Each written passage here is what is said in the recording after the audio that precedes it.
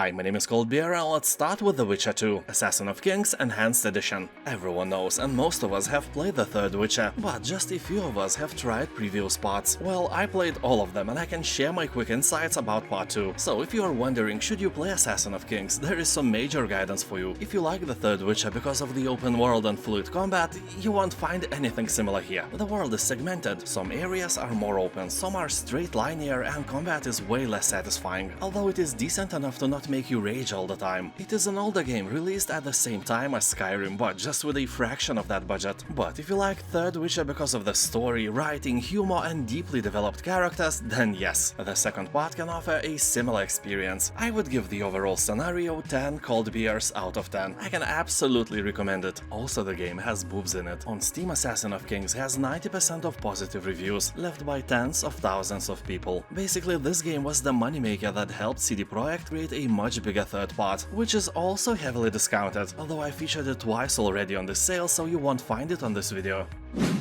Sunless Skies. Here you play the captain of a locomotive, a steam engine fitted for off-rail travel, sailing the stars, leading your crew into trouble and out of their minds. Smuggle souls, barter for crates of time, stop for a cricket and a cup of vodka. Discover more of the deep, dark and marvelous Fallen London universe. Also, if you like this one, check out Sunless Sea as well. You can play either game first, the stories coexist happily just like beer coexist with its bottle. Sunless Skies is a narrative game, all action is just an addition to a bigger story. Be prepared for that.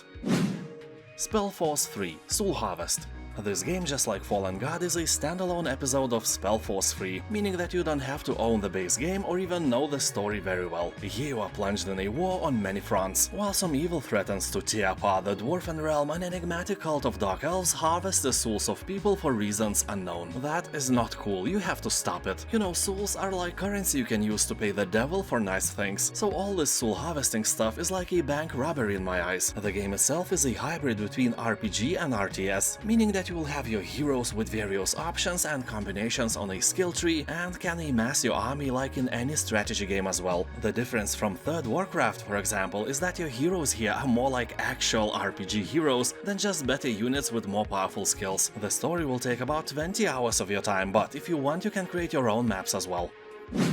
Pillars of Eternity 1 and 2. These are great titles, and if you like classic Baldur's Gate or Icewind Dale, you probably have heard about the games already. But have you heard that Pillars of Eternity saved the Obsidian studio from bankruptcy? They had a really bad experience with their big-budget Xbox One exclusive game named Stormlands. Well, long story short, publisher cancelled the game and Obsidian had to lay off 30 people. So the studio was devastated, and they decided to play the last card in their hand. And that card was a Kickstarter campaign. You know, if you want to ace the project, you still have to create at least the first level of the game, and it should work on a certain level so you could show off what you got. The campaign was unbelievably successful. Crowdfunding raised more than $4 million, pledged by only 74,000 people. You know, most of the people who like Baldur's Gate now are kinda old and automatically kinda rich, so if you target rich grown-ups with their nostalgic fantasy, there is a huge chance that you will succeed. Anyway, in Pillars of Eternity you become a hero and save people from a scary phenomenon known as Hollowborn. People are being born without a soul, so I guess they can't sell it to the devil and get nice things. What a robbery! But you will fix everything, don't worry.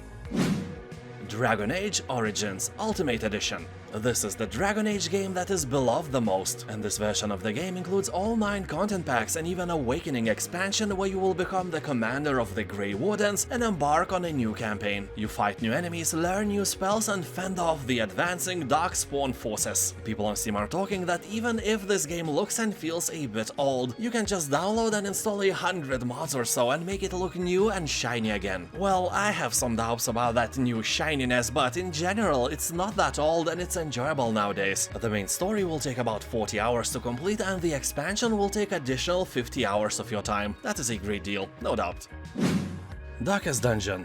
In this challenging turn-based roguelite RPG, you will recruit and train heroes and send them to battle in a variety of dungeons. Yeah, as always, send others to do your own job. The interesting part is that these said heroes are very, human. In-game they will battle not only enemies but also stress, fear and lack of potato salad, by which I mean hunger. So you will uncover strange mysteries and pit the heroes against an array of fearsome monsters. Game may not look like it's a lot of fun, but it is, believe me. Even though people people love this game, at times it can seem punishing and unfair, but in general Darkest Dungeon is fun if you like numbers, strategy and turn-based combat. Also, players are seeing many similarities with H.P. Lovecraft stories, like The Alchemist and famous Call of Cthulhu as well, not to mention overall dark and gloomy vibes.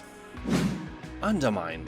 This is an action-adventure roguelike that blends combat and dungeon crawling with RPG-like progression. Mine gold, die, upgrade yourself, and then try again. Discover hundreds of items including relics, potions, blessings and curses that all stack for a new experience every run. Challenge dangerous bosses and rescue helpful characters that provide new upgrades for your adventure. Also decipher the cryptic messages of the Undermine's residents and unfold the mystery at the heart of the dungeon. People on Steam are saying that the game reminds them of one thing, like someone took the mines from Stardew Valley, upgraded them heavily and made them into a game. Undermine has about 90% of positive reviews, but some people complain that it is unbalanced and can infuriate you. But hey, you play these games and hope to die just to be reborn stronger again. Elex.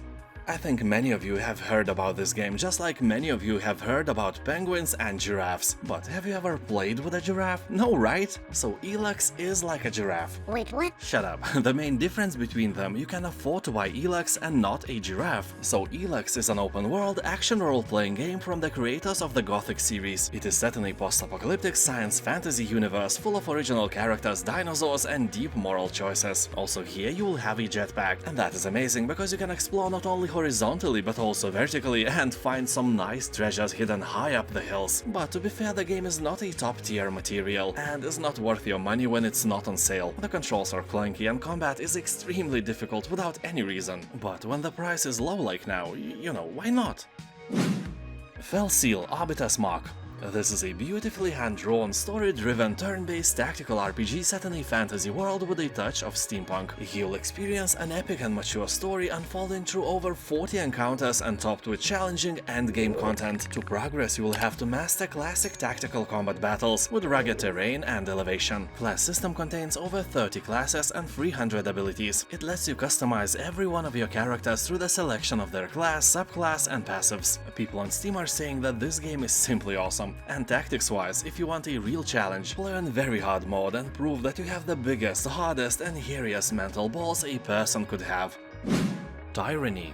Like Pillars of Eternity or Fallout New Vegas, it is created by the narrative masterminds at Obsidian Entertainment. Tyranny is a classic-styled RPG with an original story shaped and molded by your actions. Cool thing is that here you will play as an influential villain. You can choose to stay on the evil path or defy your dark master and take a turn to a light side after all. Game looks great, it's really aesthetically pleasing to the eye, and reviews on Steam are very positive as well. You have to scroll hard to find any bad ones. As people say, this game plays just like Baldur's Gate, so if you like the classics, you probably won't be disappointed with this one as well. Although be prepared to read a lot. This is more like a book than an actual game. You will get your fighting portion as well, but it is a slow-paced game. Make sure that you have several hours of free time before you sit down with it. And I mean it, when I played it for the first time, I had 2 hours of free time and it felt like I hadn't even started the game. Legend of Grimrock.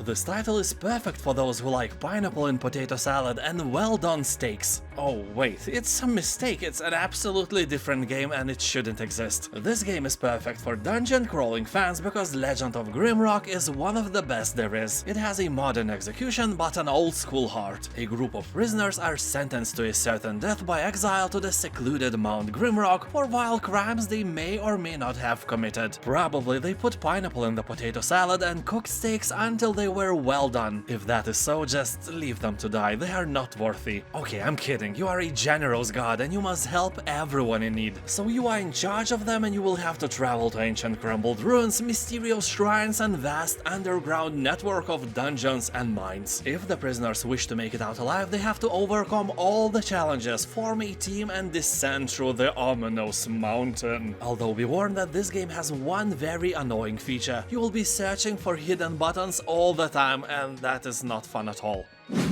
Yes, Your Grace. In this kingdom management RPG, petitioners will arrive in the throne room each turn to ask for your advice and assistance. You will have to decide whether to help them with their problems or to conserve resources for more important matters. Your supplies are limited and not everyone has the kingdom's best interest at heart. You will not be alone in this task. You will hire generals, witches and hunters to aid your kingdom, prepare for battles and make alliances by satisfying the needs of lords and other kings. People on Steam are saying that the game makes you feel like a real king, although it is a bit depressing. You know, many of your choices have grim consequences and you are personally responsible for all of that. Planescape Torment Enhanced Edition.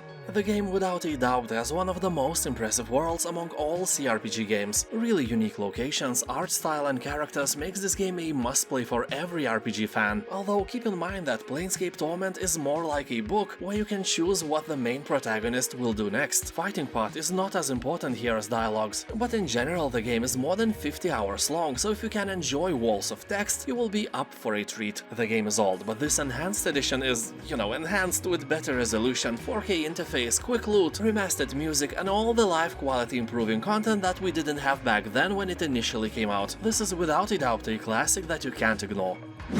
Tales of Iron. Set in a grim dark land plagued by war, the game is a hand-drawn RPG adventure with punishingly brutal combat. As an heir to the Rat Throne, you must restore your broken kingdom by banishing the merciless Frog Clan and their ferocious leader. As you explore the deceivingly charming world, you'll encounter a cast of unique companions ready to aid you in your adventure, and you'll need all the help you can get, because to be honest, you suck, and with companions, you suck less, so any help you get is great. Whether that's a new potato salad recipe, blueprints to forge deadly weapons and armor, or even a land-chugging, armor-plated mole-mobile. Title has about 90% of positive reviews on Steam, so it's fair to say Tales of Iron is a good game.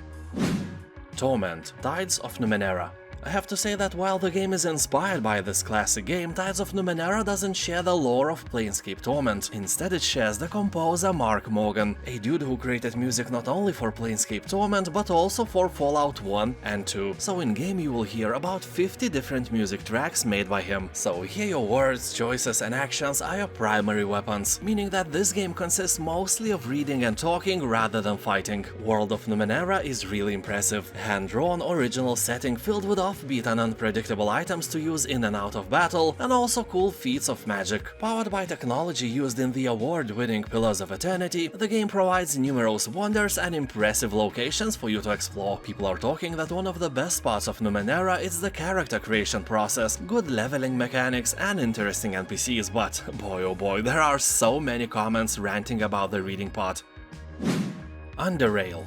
Game is set in a distant future when life on the surface has long gone and the only remnants of humanity now dwell in the Underrail, a vast system of metro station states that, it seems, are the last bastions of a fading race. Here you take control of one of the denizens of such a station state, whose life is about to become all that much more interesting and dangerous as you are caught in the middle of conflicting factions of the Underrail as they violently struggle to survive in the harsh underground environment. Game will take about 60 hours of your boring life, so it's a decent storyteller, although it's difficult and may sometimes infuriate you. Atom RPG Trudograd, or as I call it, Soviet Fallout Union, because it is basically a Fallout game, just here instead of a wanderer you will be called Comrade-a-lot. You will be thrown into alternative history. In 1986 the Soviet Union and the Western Bloc were destroyed in mutual nuclear bombings, and you are one of the survivors of the nuclear holocaust. Your mission is to explore the wild and wondrous world of the Soviet wasteland, because you can get wasted here in so many meanings. For example, once I just ran into a minefield and died. I just ignored some danger mine signs and went to communist paradise with angry people standing in long lines to buy some doctor's sausage made from cardboard, perestroika everywhere, and Belomorka null cigarettes. Or maybe to communist hell full of capitalist money, sex and supermarkets. Anyway, here you will stream for the better communists tomorrow, and along with that you will have to investigate stuff, various stuff, a lot of stuff. Trudograd is the second part of Atom RPG, but it's completely completely standalone piece, you don't need to know anything from the first part. And to be honest, I like Trudograd way more than the first part, so I'm recommending it instead. Also keep in mind that this is not a Russian game, you can buy it and you won't be supporting Putin in any way. That is great. Thank you for watching, and as always, keep in mind that you can find about 20 more Steam Summer Sale videos in my channel. Check them out, you will definitely find something for yourself. Have a nice day and I'll see you next time, bye!